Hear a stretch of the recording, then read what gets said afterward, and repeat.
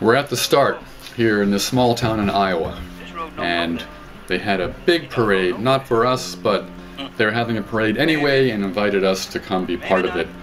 These three little cars coming to participate in this green rally. The town was celebrating a big, powerful racing car weekend, and so we were part of that in another way. And Jay Perdue, with his Tri-Hybrid Stealth, designed and built this car. David Hudson, with his Hudson Stinger, also builds these cars, and he actually produces and sells them. And he's doing about 4 or 5 cars a year. They're very high quality. And then this one, of course, some friends of mine and I built over a period of a year and a half, working on Saturday mornings. A very dedicated small group of friends, and the car has been very successful so far.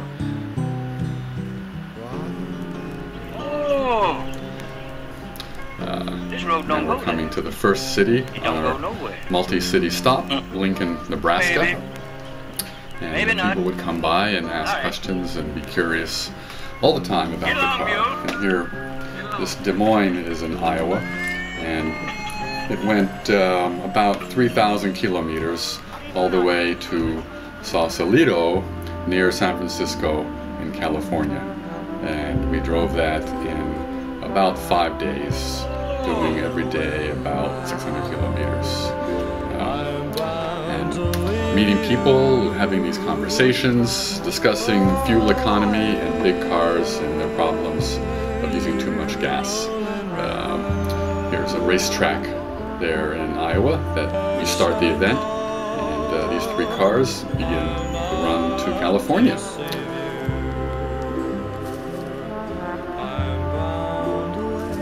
It was so much fun driving on the racetrack. I was a very happy guy.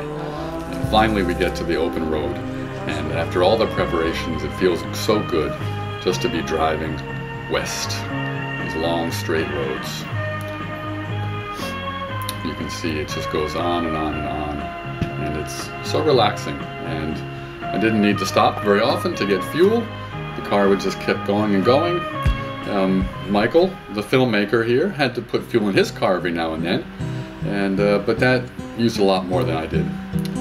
Jay Perdue, here in the orange shirt, broke down every day.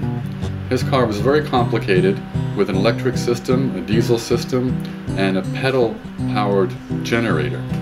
He was convinced we should get more exercise, and that if we can drive while we're exercising, all the better. So he has this system that the pedals power a generator that powers the battery, which then runs the electric motor.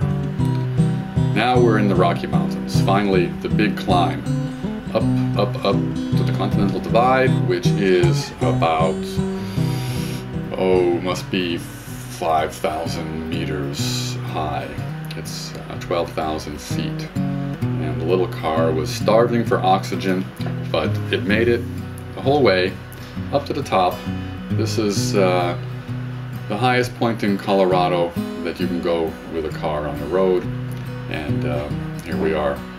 And we should have had all the cars here for this day, but they were all either broken down or gone home. It's a beautiful place, and even in August it was very cold up there. I had to put a sweater on. Don't go nowhere. Maybe. Maybe not. And then going down the back side. This is the west side of the divide. It was down, down, down, down, down. These long, twisty, curvy roads, just having so much fun. I discovered how well the car handles and behaves in turns. We stopped for a little climbing expedition here, and went for a swim in the ice-cold mountain waters whenever we could. It was of course warmer down at the bottom. Here we are in Aspen, which I haven't been back to since I found this lovely Finnish woman there almost 30 years ago. This is where we used to live. Back then it was only a parking lot. Now it's something a little more fancy, but it's very special anyway.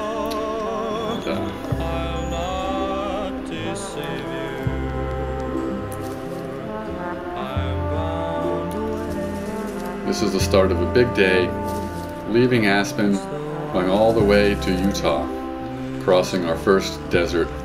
And Jay is very convinced that now he can manage with his car, should have no problems, but it wasn't to be. It was sad. He didn't make it. He broke down again. But this is what we had for these days. These Indian women were just sitting there, staring into the space. I think that was some traditional power place of theirs. And then there was nobody out in this part of the country. They all take the interstates, the motorways. These old roads, there's no cars. It's wonderful for driving. Nature is so intense, even as much as Corpus. Lake Tahoe in the Sierra Nevada mountains of California is a beautiful place. And I felt this redwood tree was some distant cousin of Dirigo. As you notice, she's made of wood. And so there it is. This is one of the windy roads in Northern California. Finally, we make it to the coast. This is the famous coastal US Route 1, which goes down north to south on the California coast. Beautiful road. You'll see some cars with surfboards, of course. That's part of the California scene. There he goes. And now through this grove of eucalyptus. Eucalyptus trees aren't quite as big as the redwoods, but very large nonetheless. And this was the last day. And what a wonderful road to choose for the final run. You can see Jay in front of me on his trailer. His wife and son came along to help support him in this, and it's a good thing they did, because he wouldn't have made it very far without them.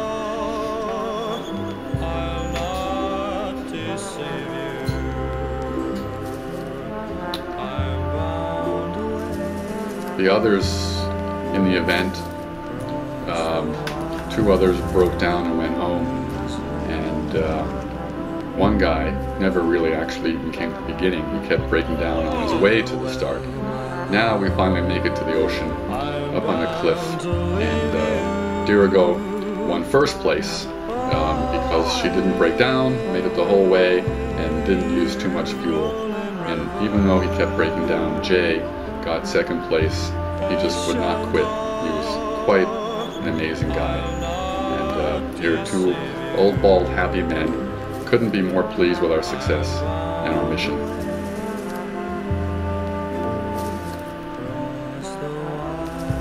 Okay. Oh, this road don't go there. It don't go nowhere. Maybe. Maybe not. All right.